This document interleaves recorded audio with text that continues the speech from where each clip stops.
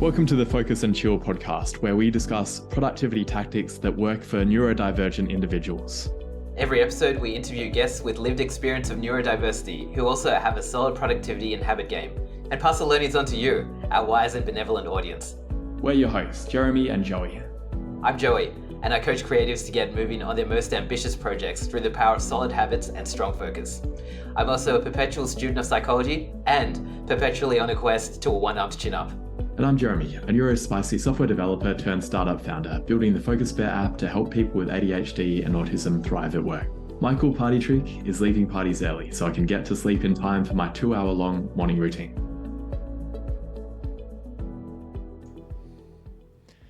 The Focus and Chill podcast is brought to you by Focus Bear, a focus enhancement app for ADHDers. That's adults with both combined autism and ADHD. I'm Jeremy, I'm an ADHDer myself. I'm the founder of Focus Bear and also one of the hosts of this podcast. I built Focus Bear for myself originally because I was constantly getting distracted by my phone and my laptop. I wanted a way to tame my ADHD monkey mind so I'd stop going down rabbit holes and actually get work done, but also get off my computer and my phone in the evening so I'd be able to sleep properly. It's working perfectly for me and it's helping a lot of ADHDs as well. I'd love for you to try it. It's available for Mac, Windows, iOS and Android, and it leverages most of the productivity strategies we talk about on the podcast. You can jump onto focusbear.io or just Google Focus Bear and try it out. Let me know what you think. Welcome to episode 101 of the Focus and Chill podcast. We're thrilled to be joined by Sharon Collon today. Sharon is an award-winning, credentialed, families-trained ADHD coach and parenting expert and founder of The Functional Family, who specializes in providing life-changing support and strategies for people with ADHD and those that surround them and support them. Sharon lives in Sydney with her husband and 3 boys, who all have ADHD. Throw in some Tourette's, OCD, SPD, and ODD in there too. Her home runs at such intensity, it needs to be filmed for a documentary series. At a complete loss of how she was supposed to have a functional family, she began researching ADHD to try and learn more about ways to work with the ADHD brain and create a more joyful, streamlined home environment. What followed was a series of spectacular failures, weird experiments, and then formal study of ADHD. Through it all, the Collon family found a way to make their life with ADHD work for them. Now Sharon helps others do the same. The Functional Family has supported over 35,000 families with ADHD, whether it be through adult ADHD coaching, parent mentoring, the ADHD Families membership, the ADHD Family Foundations program, or the ADHD Families podcast. She provides a safe place for people with ADHD to learn about their brain and create strategies that work for them.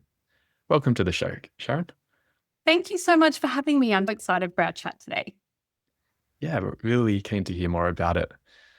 You were saying before it started, the journey with learning all about ADHD probably began with your family. Can you tell us about that experience of when everything started to change and things started to get very intense, as you put in your bio? Yeah, so I married a spectacular man called Anthony and I fell in love with his brain. I never know what he's going to do. Super hyperactive presentation of ADHD. I don't know, the way that he can think and problem solve is really cool to me. I've always found him very energizing and exciting to me. And then we got married. And when I was talking to Anthony about what his life was like growing up as we were looking at starting our own family, his journey wasn't full of people falling in love with him because of the way that he was. His story was full of trauma, of exclusion, of being sent out of the classroom, of never being invited to a birthday party because he was the naughty boy, of fighting his way through school. His mum used to sew the buttons back on his shirt every day because he would fight so much. It was just a heart-wrenching story. I really felt for him and he wore the scars of that. He was still wearing them at the age we met and got married. We went on to have our 3 beautiful kids. And straight away for my first child, I was like, oh, we have a mini Anthony on our hands. Very similar. They even stand the same. It's very interesting watching them move. They're like little carbon copies. He's a carbon copy of his father. And right away, I was like, okay, now we know that ADHD is largely genetic. The stats are sitting at about 75%. I would argue that it's even higher. I was looking at my gorgeous little boy who I just thought so highly of. And I was looking at sending him into the school system. In the back of my mind, I'm hearing Anthony's trauma and I'm thinking, I cannot have that happen to my little boy. So I got to work. And I think in the first year after Xavier's formal diagnosis, which was no surprise because we knew it was coming, walked out of that pediatrician appointment with a photocopied pamphlet.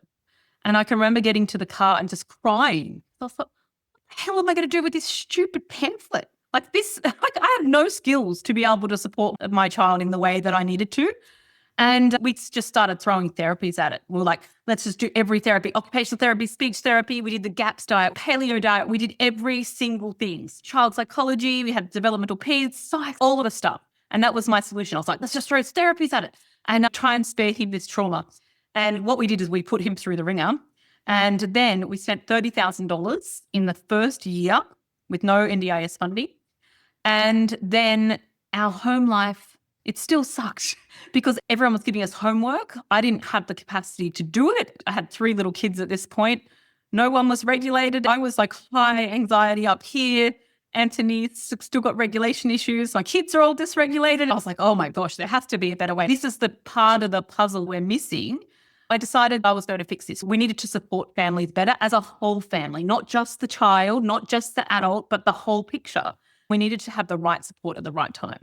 And so I started reading everything I could about ADHD and studying it like a woman possessed, because there's not much more powerful force than a mum who's trying to stop her child from going through trauma. And so I used to run all these weird experiments on my family. I'd read a parenting strategy and I'd be like, oh my gosh, okay, we're going to try this. And I'd do that and I'd document everything because I'm a procedures person. And one day my children are going to write a story about me. They're going to write a book, an expose, and it's not going to be very complimentary, right? What I was trying to do is just work out if there was patterns of things that I could improve our family life, not just for my kids, but for me and Anthony too. And what I discovered is that there is some clear things that we can do. And what's really important is to work with the ADHD brain strengths. It's got so many amazing strengths. And I'm so over just focusing always on the challenges. And that's what you do, like, especially when we're talking about kids as they're growing up and, and the things that they're facing in the school environment and stuff, is the challenges. But what about the stuff that can't we lean into that stuff? What is their brain built for? Can't we lean into that? And so that's when I decided to study ADHD formally. I credentialed as an ADHD coach. Then I went above again and went families coach. And now I get to support families and adults with ADHD. And because often when I'm working with a family, we need to also work with the adult separately or first before we can find family dynamic. And so now I get to do that. And I think we've supported well over 35,000 families now and adults. And I tell you what, it is the best job in the whole world. I love it. All day, there's a reason why I love my husband's brain. And all day I just think, oh gosh, I'm so lucky to have these clients because they're so awesome. It's just great to empower people with strategies, not what works for me. It's not important what works for me or Joe down the street. It's what works for them, helping them uncover. I think I'm slightly addicted to that aha moment when we hit on something that I know is going to work. And so we kind of go like, we test things out, we trial and error it, we get feedback. Some magic happens when we get a strategy that sings to that person and you can see it. And that's the part that I love. Are there any of those weird tricks that you think work across the board, or is it very specific for each individual? You just have to try a bunch of things. And one of the things you've done is created a recipe book of all the possible strategies to try.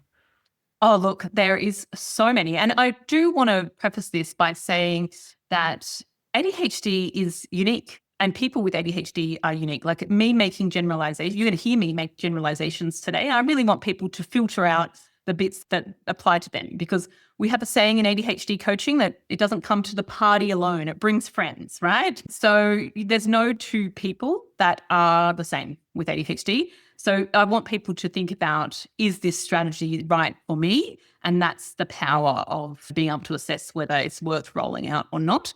It depends on which avenue you want to go through, but I understand that this podcast is all about productivity. So maybe we should head down that road. What do you think?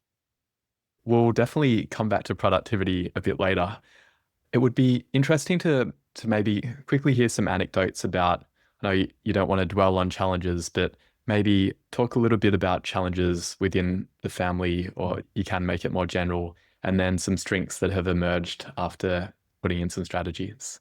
So a lot of with ADHD, when we look at challenges, there are executive function challenges. And I'm hoping that your audience know what executive function challenges are. I prefer the Brown model of executive function because that to me just makes sense for my brain. It's quite a simple diagram. I could give you a link to that. It's on the website. It's free. It's really great.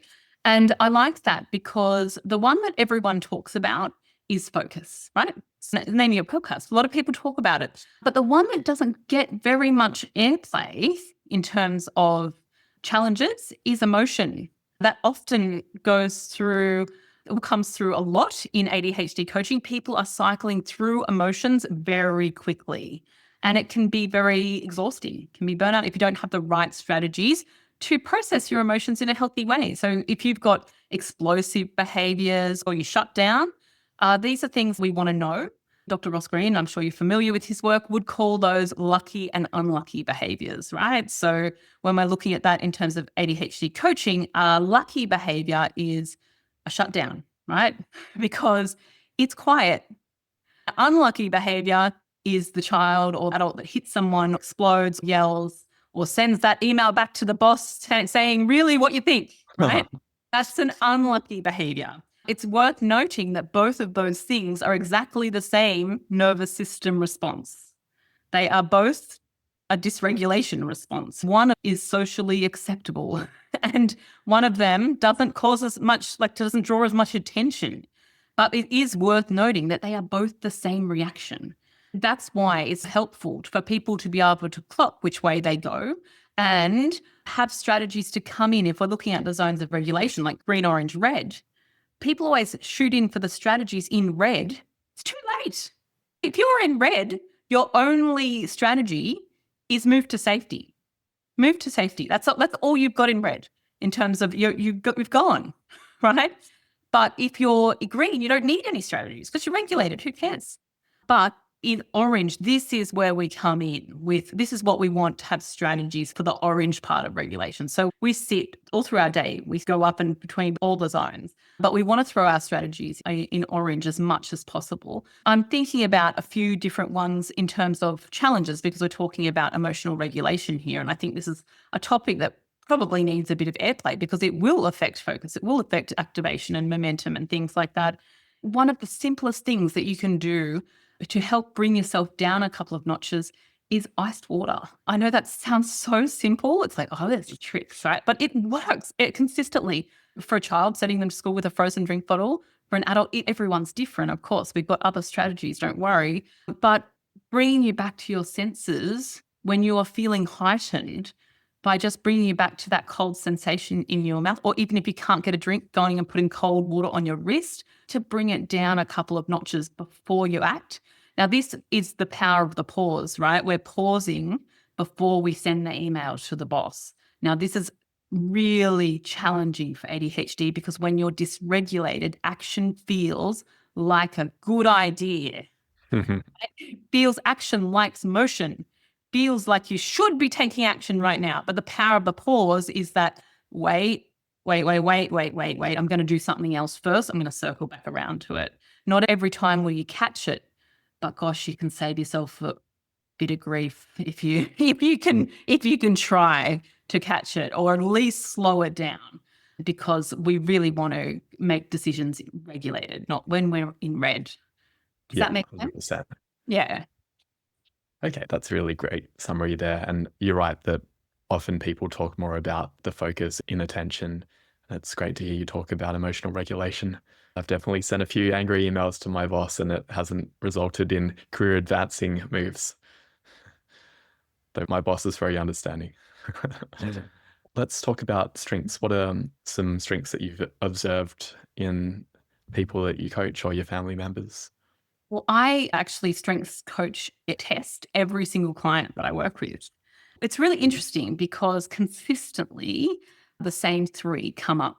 We always do a strengths test and it comes up with your top 5, top 10. And usually as a coach, we would refer back to those. We would look at what those strengths are, see if we can pull those into the strategies, because it's much easier to lean into a strength that you already have rather than trying to build a new strength. Like, for example, I'm crap at maths, so bad. I'm not going to waste my time learning how to do bookkeeping. I'm going to outsource that because I know it's not a strength. I'll leave my strengths for the stuff I'm good at, like helping families and helping people, right? So it's a good example. So we lean into that in ADHD coaching, looking at what the client's strengths are and then pulling those strengths into the strategies rather than trying to recreate the wheel. And so the 3 that come up consistently is kindness, always, which is why I love my job. Love of learning comes up very high. We love to learn new skills. I love to see new things. And then here's the one that usually people start nodding their head with, sense of fairness and justice. We like things to be fair for everyone. If there is a sense that someone is getting mistreated or it's not, that someone's not being treated kindly, that's a strength that I think should be very celebrated when it comes to ADHD, because these are beautiful strengths to have. This is not about financial achievement and appreciation of excellence and beauty. These are kindness, love of learning, and sense of fairness and justice. What beautiful strengths to have. And they're consistently up high. You can obviously talk about, which we touched on with Anthony as well, that problem-solving brain. There is the ability to see things differently, pattern recognition, and just see things from a different perspective is so exciting about ADHD. And I think that that's the part that we really need to celebrate. In the neurotypical world, right, it can all get a bit flat and all a bit processy and all a bit boring. And then we're doing things and we're not even sure why we're doing things, right? We need an occasional disruptor to come in and shake things up a little bit and question things and make sure that, we're doing things in the best way. I think that's to be celebrated too. Absolutely. Sharon, I love hearing you talk about how much you love supporting families with ADHD and cultivating the superpowers. Could you talk a little bit more about any specific projects you might be working on at the moment? I've got so many things in the pipeline. One of the things that I'm really passionate about is trying to avoid some of the hurt that a lot of the adults that I work with talk about. They talk about being left out. They talk about school being the hardest time of their life. I would love to spare future generations from some of that hurt.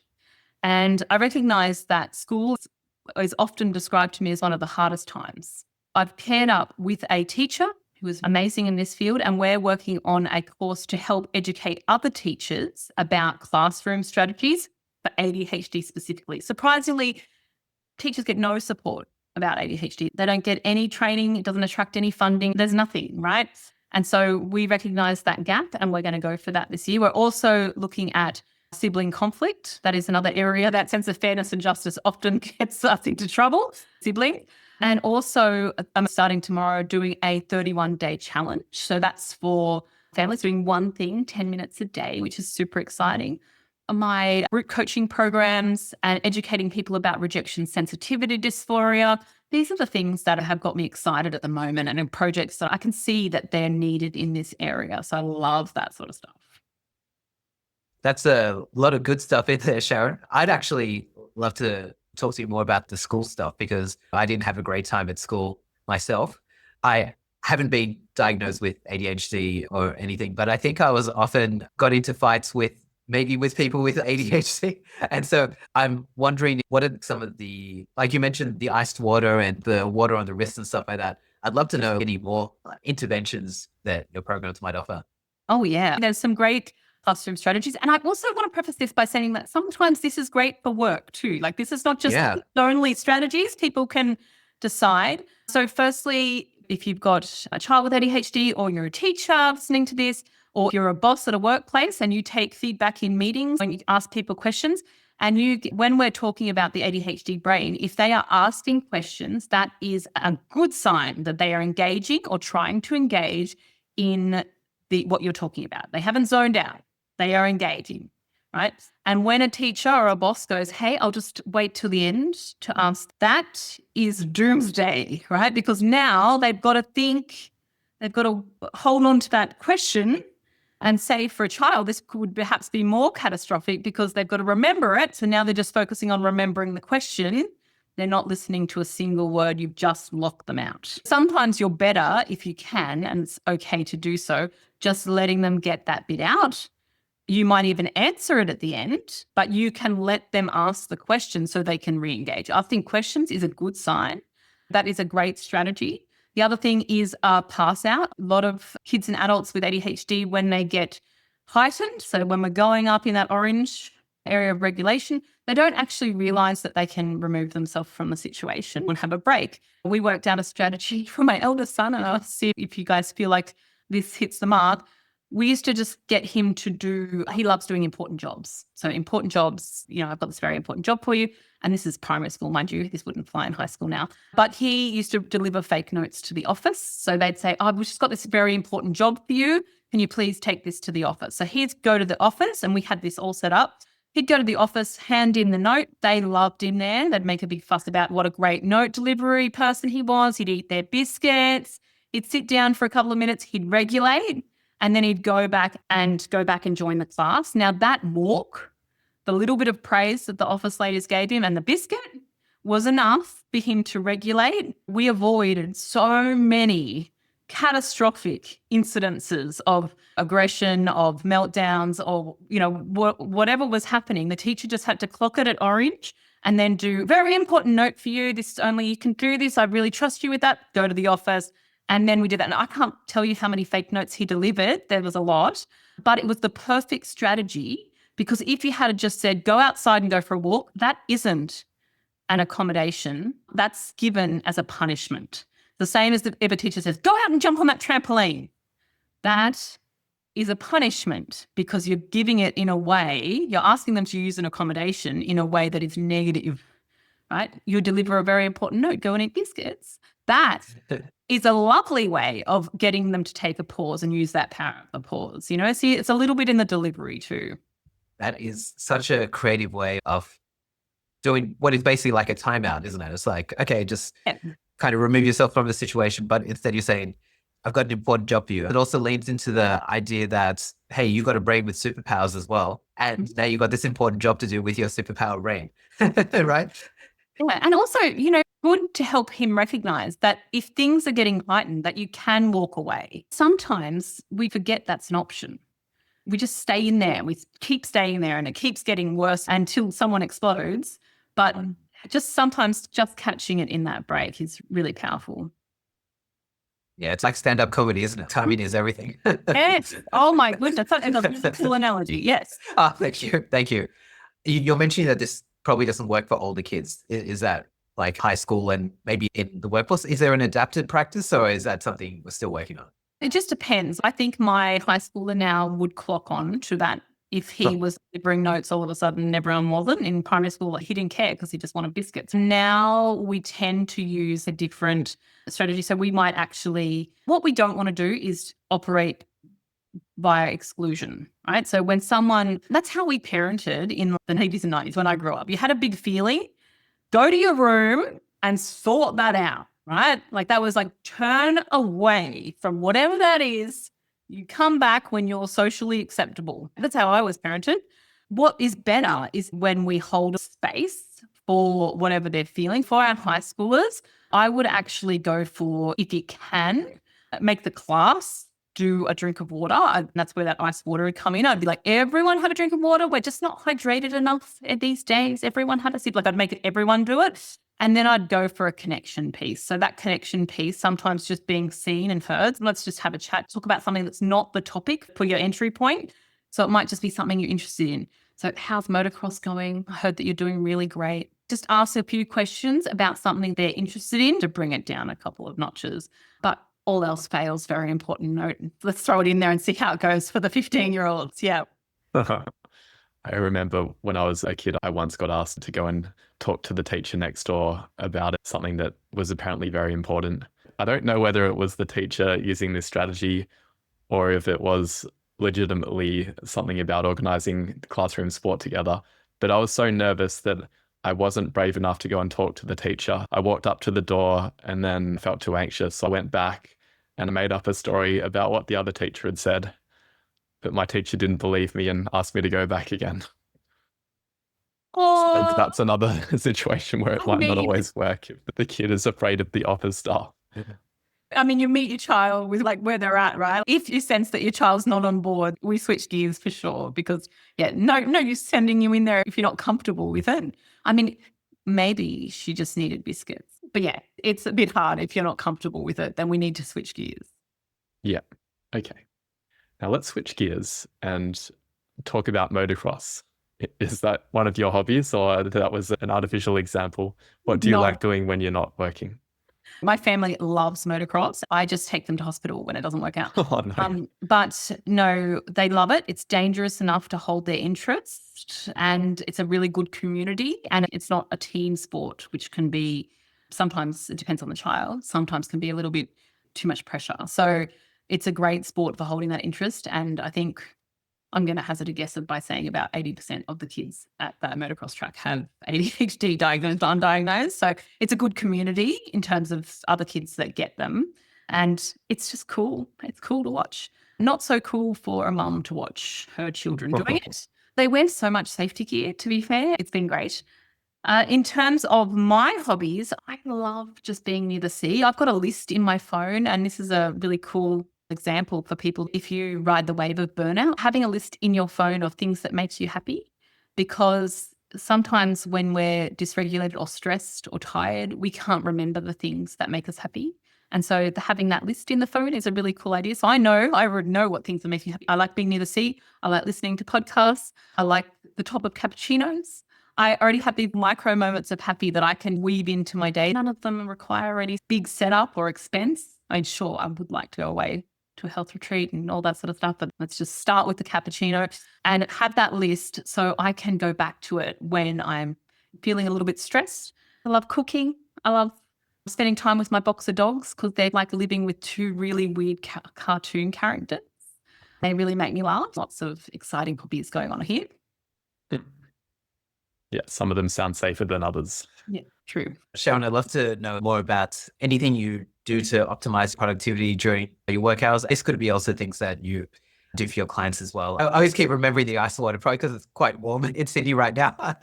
And I'm drinking tea for some reason. Do you have any other tips you would use or prescribe for optimizing productivity? This is such a great question. It is quite individual to the person, but I'm going to go in focus on the clients for this answer because I think it's going to deliver the most amount of value for your audience.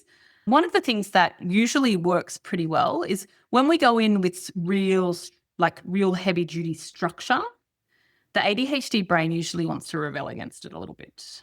I don't know if you've noticed, but people with ADHD usually hate being told what to do. They hate it.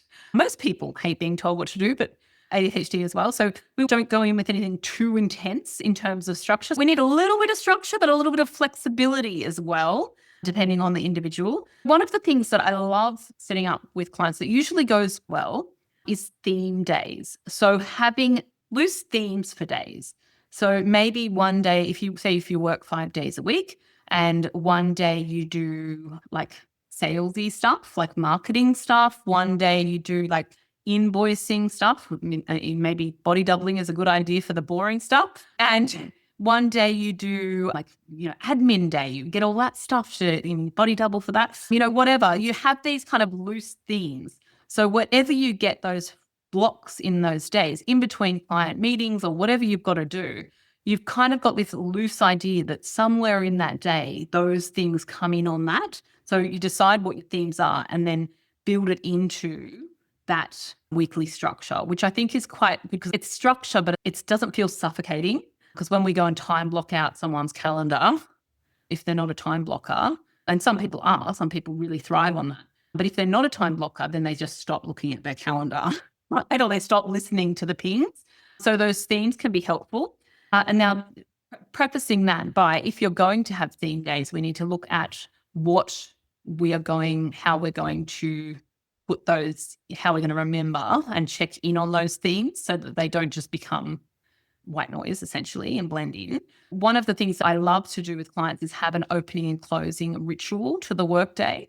So the opening ritual, sometimes people with ADHD can have a bit of a limiting belief about habits. They think they can't establish new habits. I'm here to dispel that today. That is absolutely not true. It's a limiting belief, and it's not been my experience at all. It takes longer, like the whole, 21 days for a habit or whatever. That's a myth, even for neurotypical people, right? But for ADHD, it's usually about between 8 and 12 weeks to establish a new habit. So we need a little bit longer, but we can absolutely get there, because if we move away from the word routine, which often has a negative feeling for people with ADHD, and go for something like rhythm or patterns, feels a bit better, doesn't it? Like you guys went, yeah, like that feels a bit better. If we have an opening and closing ritual, that is running a rhythm for when you get to work. Now most people already are running a rhythm. We go, we get a coffee, walk past our favorite person in the office, or we might say hi to them, then we go and check Facebook, then we do whatever. We check things. We're running a rhythm, and usually we do them at the same sequence as we warm up to our day. That is a rhythm. So what we want to do is create a rhythm that serves us, or whatever our brain needs to transition into work mode. That might be starting off with the quickest, funnest, easiest, low-hanging fruit thing. So we go for the one that you can hit quickly and cross that off the list. Your opening ritual might be coffee, low-hanging fruit, and then planning out your day. Something like that. And then closing ritual as well, looking at what you actually achieved in that day. We don't stop and celebrate our wins of what we actually achieved. We move on to the next very fast. Something good that happened, looking at planning out what tomorrow is going to be, and closing out, like having a closing out ritual, whatever that is and whatever that works for you. And then, of course, doing a bit of a weekly roundup can really help. And I think the best way to do a weekly roundup in terms of the tasks that are coming up for the following week, a calendar review, making sure we haven't got things booked on top of each other. And I call it a triage calendar. So imagine like you're in an emergency room and you've got the nurse who triages all the sick people that comes in. Most of the beautiful humans I know, their nurse is just super cash about it. She's like, come in, all of you, come in, right? What we need to do is help her be a bit like, are you code black, and work out what that priority system is. And so doing a weekly roundup where you're working out what's going to happen in the next week can be really helpful. But the best thing is, if you've got a triage nurse who's a bit cash, is to try and pair her up with another triage nurse. Do it together with someone else who also wants to set their priorities for work. You might even work from home, but do it via a friend. Just get on Zoom. Hey, what's your priorities? This is my priority. Like, keep on checking in about what's going to happen the following week, which can be really helpful and help build that triage nurse's muscle to be able to know what's urgent, what's not, what can wait, what can we outsource, what can we delegate, what can we take off the table. Wow, there's so many great things there, like the body doubling, the theming days. We're going to have a field day with all these different tactics. You also mentioned in terms of things that don't work for your clients, everyone's different, but a pattern was that heavy structure initially probably doesn't really work. Are there any other patterns that you've observed in the people that you work with in terms of what doesn't work? I think that time can be a bit of a tricky concept, right? So we know that one of the things that people with ADHD can struggle with is time awareness. Now, people call it time blindness. I don't love that. I'll call it time awareness, right? We just don't have a good sense for how long things take. So there's kind of now and not now, right? Not now is a year, 3 days, 3 months. Unless it's now and in front of me, it's not now. And it can be hard for that triage nurse to sequence these things.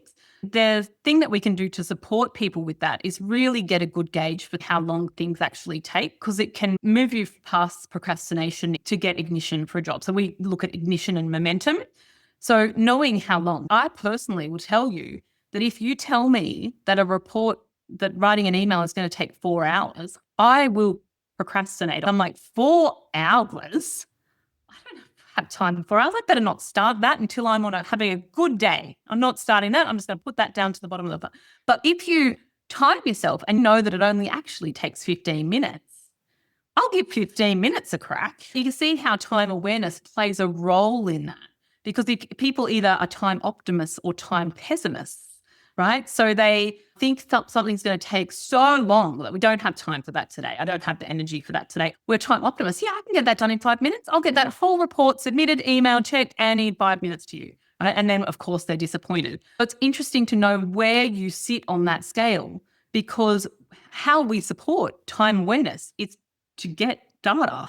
How long does it take you to get out of the house in the morning? A neurotypical brain is based on importance. They would go, okay, I need to be there at 9, so I've got to leave the house at 8:30, so I've got to be, like, they would sequence backwards. An ADHD brain is based on interest and novelty.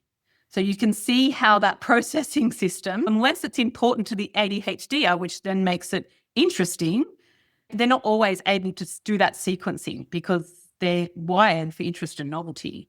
That can make it really quite tricky. So having that time data can remove some of those barriers for people. Because when we're looking at doing a strategy, we want them to hit it, right? We want to remove all the barriers in the way of being able to succeed with what they want to achieve. Having the data for time is super important. So if you know that there's some repetitive tasks in your job, and they only take this amount of time, you can estimate it, and it takes about this much time. And if it's going to take longer, we might block it out and do it in different stages. Does that make sense? Yeah, it does. It's making me think spending 4 hours on a report would make me so tired that I would need a break. Let's take a break, and we'll be back shortly with some other strategies. Hi there, Focus and Chillers. Are you ready to supercharge your knowledge in the realms of creativity, tech, and psychology? Come check out my fortnightly newsletter. In each edition, you'll get quick wins and actionable takeaways that you can put into practice right away. If this sounds like you, I'd love to have you as a reader. Subscribe for your fortnightly dose of insights. The link is in the show notes. And now, let's get back to the show. We're back from our break, feeling very motivated after having written a 4-hour-long report. Now we're ready to hear about some other rituals or rhythms. Ask away, Joey. Yeah, Sharon, I'd love to know a little bit more about your morning routine and how it's evolved over time. Well, my morning routine is going to be like a lot of people's. It's pretty wild, right? Like, I am supporting 3 beautiful kids to get out of the house. So, as I said, it does need to be filmed for some sort of documentary series. And I'm fully expecting that at some point I'm going to be presented with some sort of award, like an appreciation certificate or something. I need to be rewarded for what happens in my house in the morning. When you're looking at it in terms of morning routine, it is important to know how long that takes when we're looking at timing and how long tasks take, but then having a look at where barriers are. I'm quite big at I love anything that makes my life easier. Very motivated to make my life easier, right?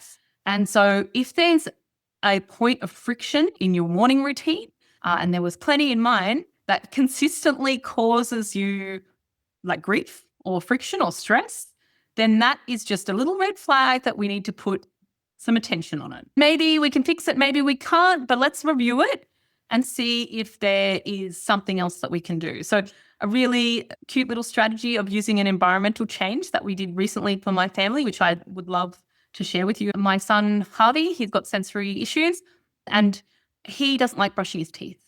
And because I'm an ADHD coach, I did everything that I'm not trained to do.